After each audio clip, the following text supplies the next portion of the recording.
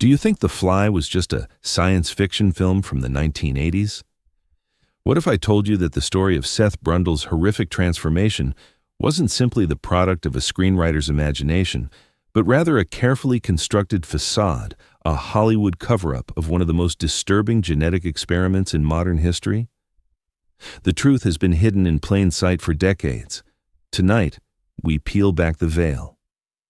In the summer of 1975, 8 years before production began on David Cronenberg's The Fly, a brilliant but reclusive physicist named Dr. Malcolm Brundle disappeared from his laboratory at Bartik Science Industries in Northern California. The official story was that Brundle had suffered a mental breakdown and voluntarily admitted himself to a private psychiatric facility. His colleagues were instructed not to discuss his work or his whereabouts. His research was immediately classified, but the truth was far more disturbing. Brundle had been working on what he called spatial displacement technology, a theoretical method of instantaneous matter transportation. Unlike conventional teleportation concepts that relied on quantum entanglement, Brundle's approach involved the complete molecular disassembly and reassembly of matter across space. By 1974, he had successfully transported inanimate objects across his laboratory. By early 1975, he had begun experimenting with living tissue, first plants, then insects, then small mammals, each test more ambitious than the last. The results were promising but not perfect. Molecular degradation occurred in approximately 13% of trials. Animals emerged with minor cellular abnormalities, heightened aggression, unusual growth patterns, accelerated metabolism, nothing catastrophic, nothing that would justify terminating the project. At least, that's what Brundle told his supervisors. What Bartik Industries didn't know was that Brundle had begun conducting unauthorized experiments after hours. He was obsessed with solving what he called the flesh problem, the tendency of organic matter to degrade during the transportation process. His official logs ended each day at 7 p.m., but security footage recovered years later showed laboratory lights burning until dawn, Brundle sleeping on a cot between test sequences, living on coffee and amphetamines, pushing himself beyond human limits. On April 17, 1975, Brundle made a breakthrough. He transported a rhesus monkey 30 feet across his lab with no detectable cellular damage. The animal appeared perfectly normal until day 3. That's when the first physical anomalies appeared.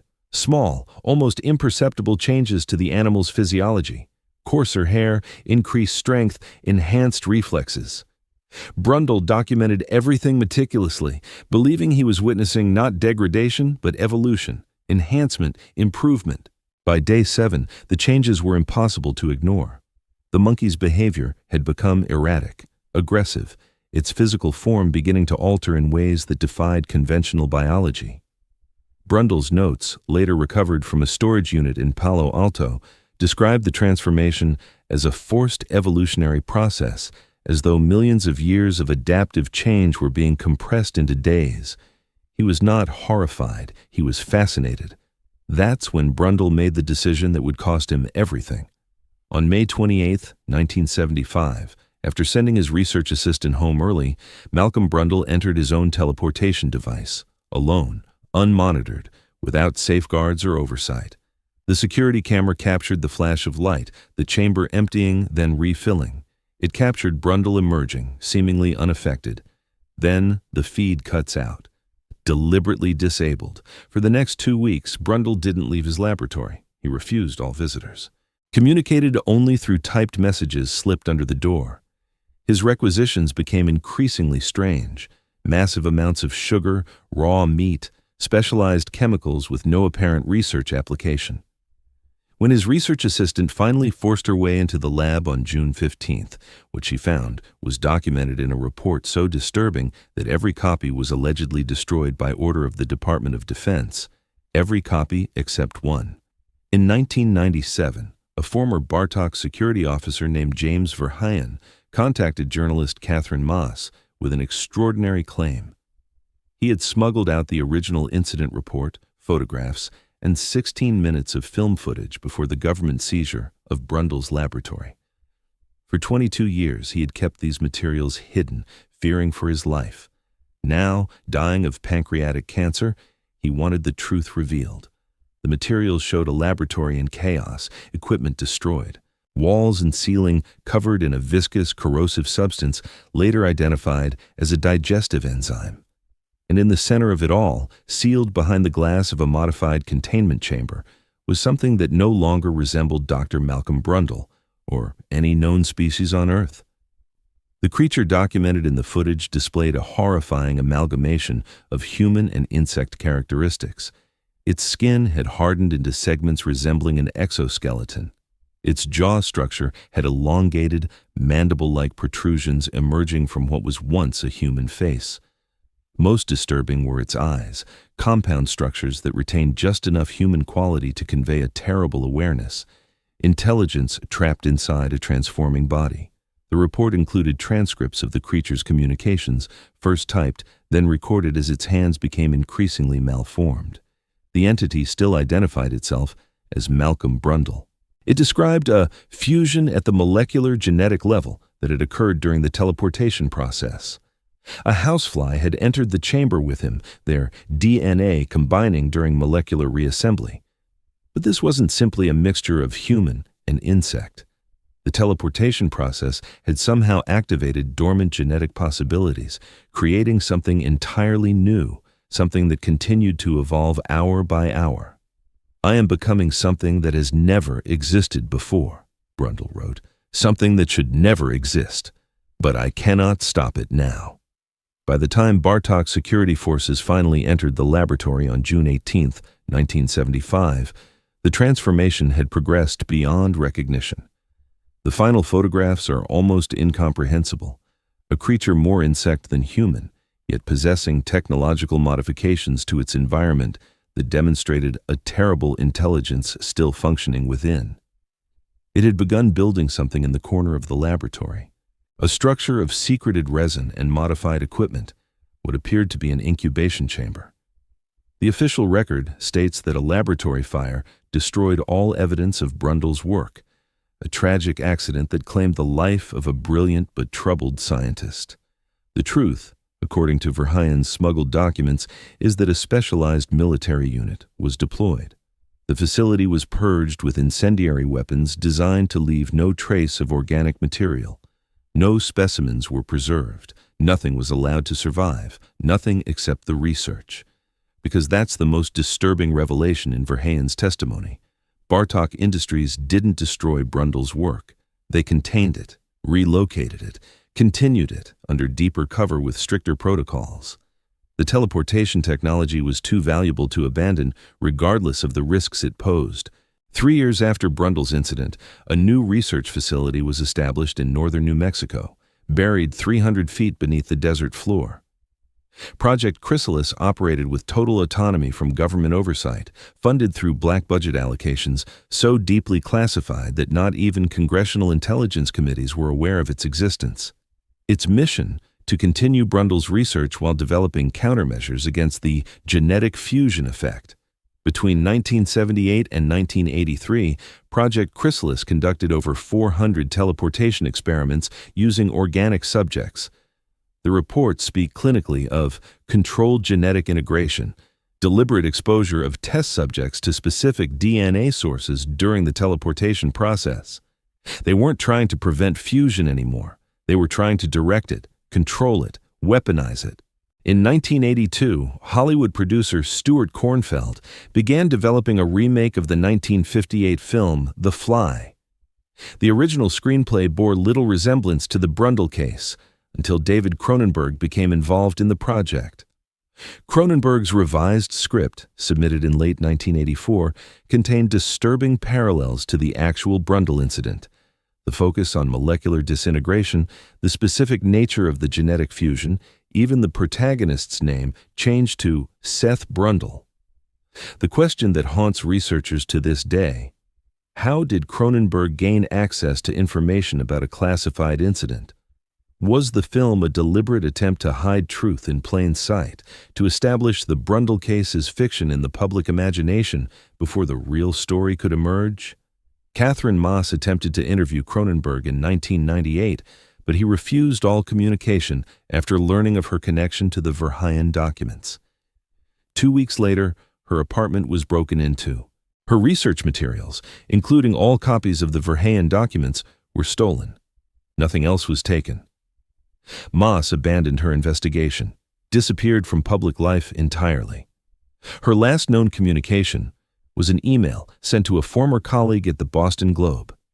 "They're watching me. They're watching anyone who knows. The film wasn't a coincidence. It was containment. But if the purpose was to relegate the Brundle case to the realm of science fiction, why allow so many accurate details into the screenplay? The answer may lie in what was omitted rather than what was included.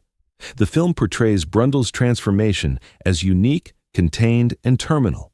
The real horror of Project Chrysalis was that the Brundlefly phenomenon was neither unique nor self-limiting. The New Mexico facility documented multiple successful human-animal hybridizations. More disturbingly, they documented the capacity of these hybrid entities to reproduce. In 1986, the same year The Fly was released in theaters, Project Chrysalis experienced what internal documents refer to only as containment failure alpha. The underground facility was sealed with all personnel inside. Official records indicate a radiation leak necessitated the emergency protocols.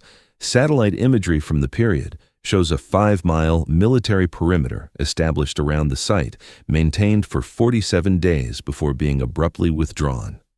No explanation was ever provided for why radiation containment would require armed guards facing inward rather than outward. No personnel from Project Chrysalis ever resurfaced. No bodies were recovered. The facility itself was reportedly filled with concrete and abandoned. But FOIA requests regarding the site are still denied on grounds of national security, even 4 decades later. In 1989, a series of unusual disappearances occurred in a rural county 60 miles east of the former Project Chrysalis site. Local law enforcement documented 17 missing persons cases in a 14-month period, an unprecedented number for the sparsely populated region.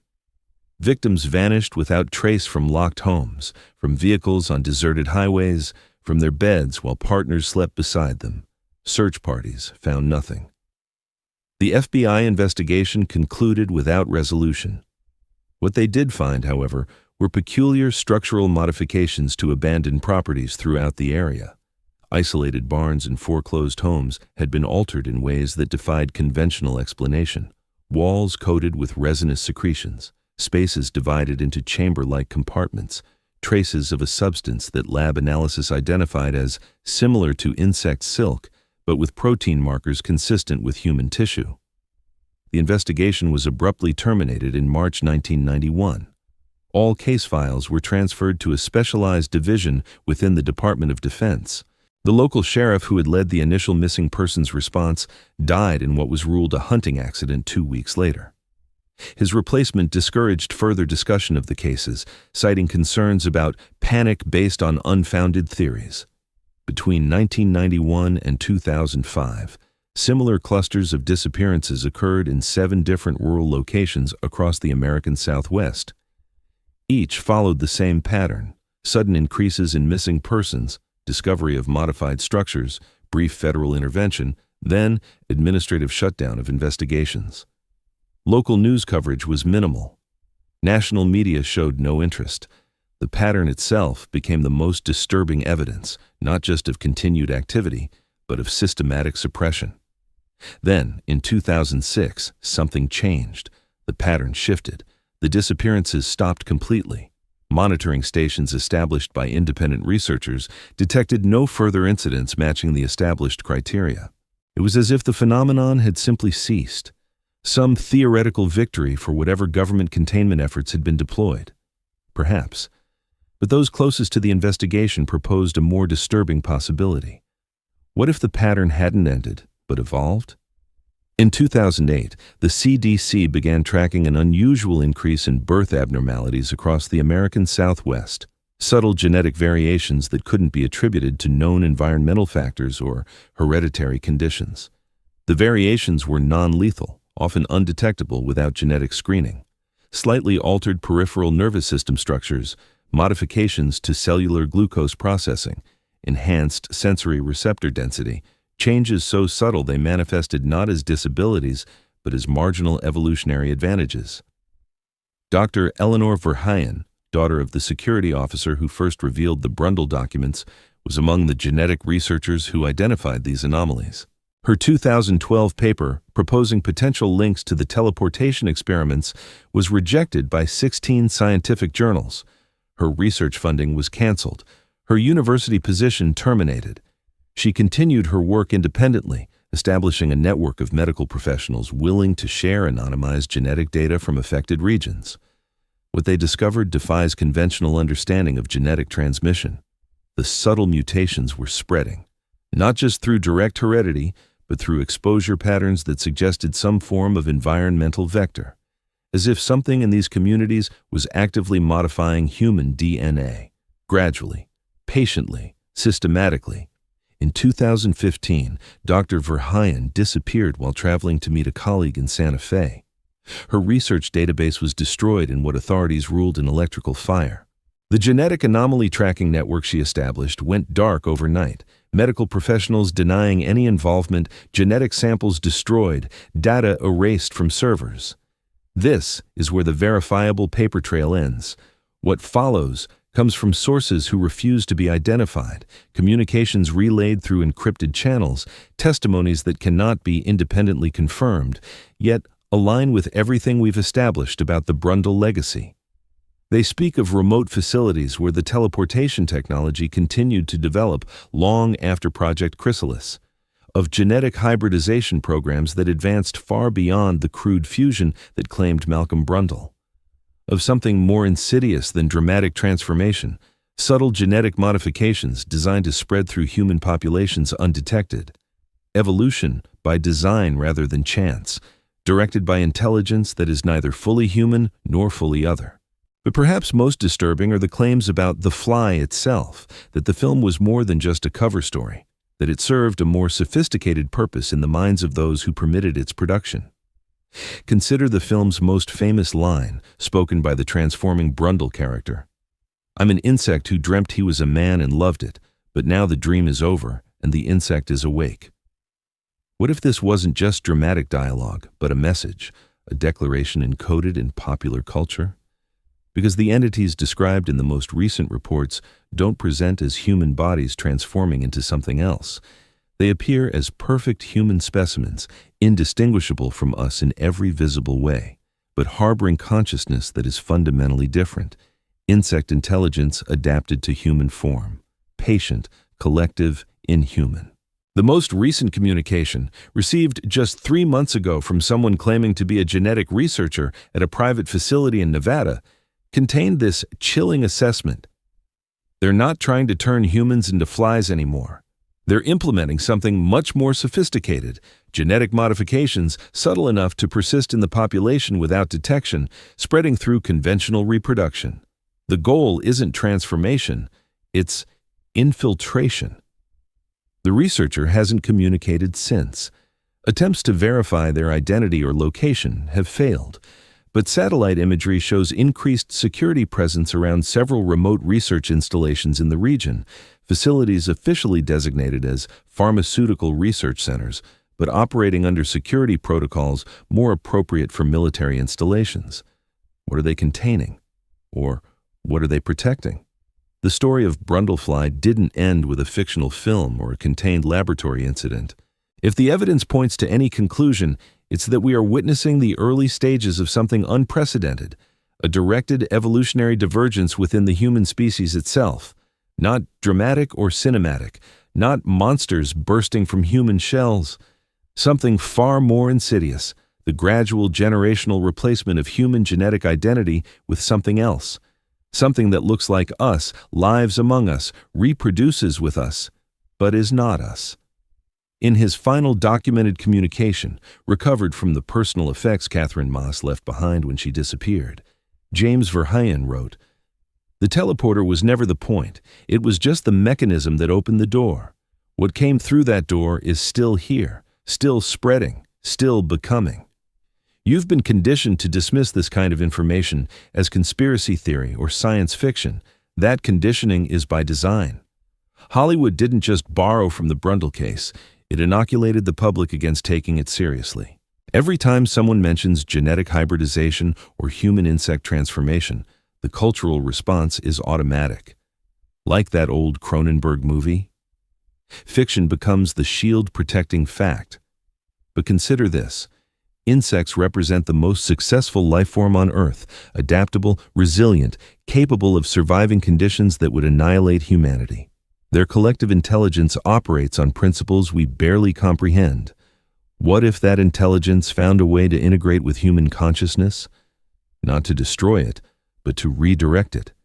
To create something new, something with the cognitive capacity of humans, but the evolutionary advantages of insect consciousness.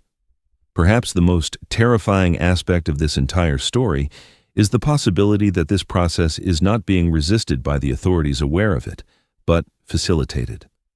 The pattern of containment, followed by apparent cooperation, suggests a decision was made at some point, a calculation about what could and couldn't be stopped. The personnel at Project Chrysalis, the missing people from those rural communities, the researchers who discovered too much. They aren't just victims of a cover-up, they're the evidence of a transition already underway. And now you know too. You've followed this narrative to its conclusion. You've allowed these ideas to enter your consciousness, to take root. Information as infection, awareness as exposure vector. The next time you notice someone behaving just slightly differently than before, more efficient, more focused, less emotional, more collective in their thinking, you'll remember this story. You'll wonder. And that wondering itself becomes part of the evolutionary process. The insect that dreamt it was human, is awakening. The question is not whether this transformation is happening. The question is whether it has already happened to someone you know, someone you trust, someone you love, or perhaps even to you. If you've made it this far, you're already part of the pattern now. The awareness itself changes you, makes you watch more carefully, makes you notice things you'd have overlooked before. That heightened perception is the first sign, the first subtle shift in consciousness. Type, "I am awake now" in the comments if you've reached this point, not because I need to know, because they need to know. The others like you who have begun to see, who have begun to change. Sleep well tonight, if you still sleep at all.